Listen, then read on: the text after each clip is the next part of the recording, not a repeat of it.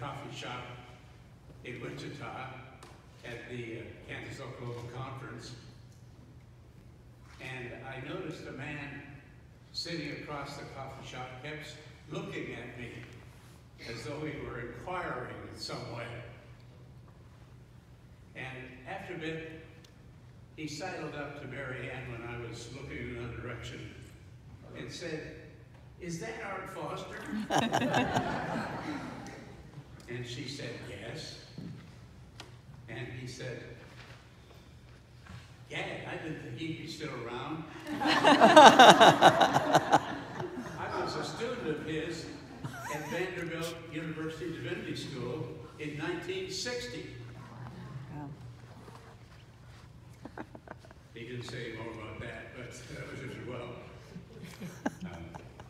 But that's a comment that rather amused me, and I must admit, I'm about as surprised as he was that I'm still around.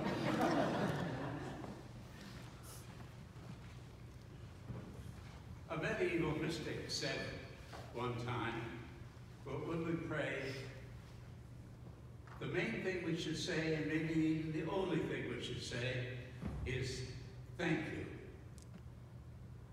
I thought a lot about that, and in the spirit of that, I just thought I'd say thank you to all of you in the congregation for being here today, for all the wonderful speeches and things that have been said. Thank you. I thank the people that prepared all that great food at noon. Thank you. I'm also grateful to David and Jordan for their duet. And I say to them, thank you.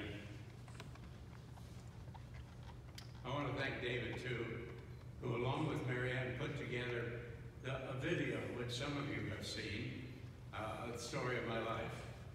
It took maybe 20 or 30 hours of work, but they did a masterful job. And I want to thank my widespread family who are here sitting in the congregation right now from California and New York and Michigan and also other places, and those who are tuned in on Facebook from Canada and in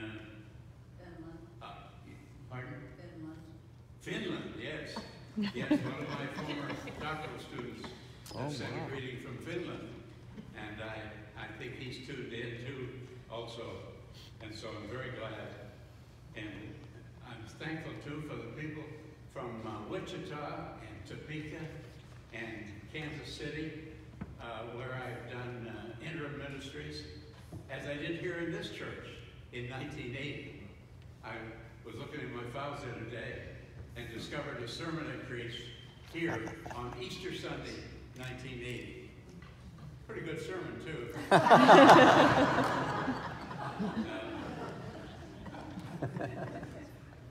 Well, I must say, as I've listened to all these wonderful things that are said, that my mother's voice keeps ringing in my ears, and she says, Arthur, my boy, you remember pride is the original sin. And you be careful, don't be proud. I say, yes, Mama. And I have to say to her in heaven or wherever she is, Mom, I'm tempted to be a little bit proud today after all these wonderful things that have been said. Well,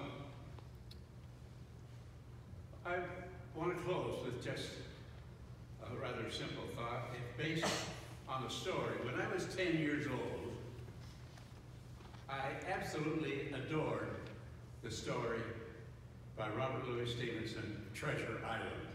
I hope you've read it. I think I'll read it again one of these days.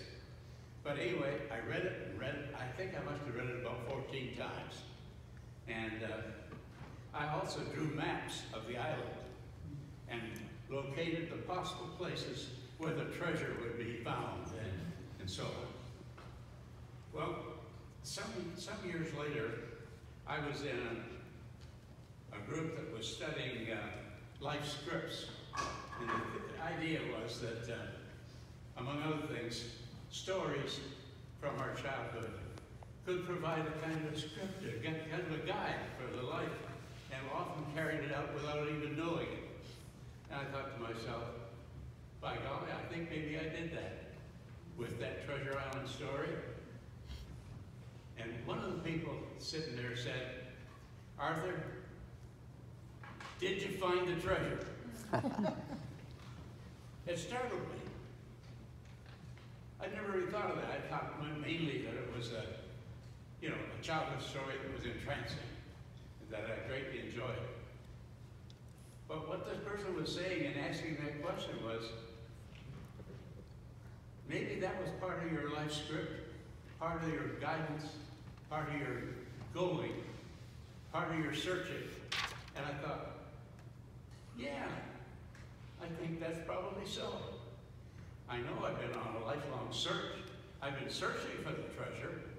I've been searching for mysteries of healing and guidance for myself as well as for other people. And I've been doing all my life, moving from one thing to the next thing, something new.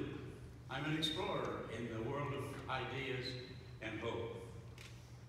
And I thought, yeah, did I find the treasure? And by golly, I'm here to say to you, and I tell you, Mom, I'm going to say it anyway, even if it's proud, I did find the treasure. And the treasure I found was all of you. And the love and the fellowship, the joy, the encouragement that I find in congregations and in friends and in my family, far and wide, both here and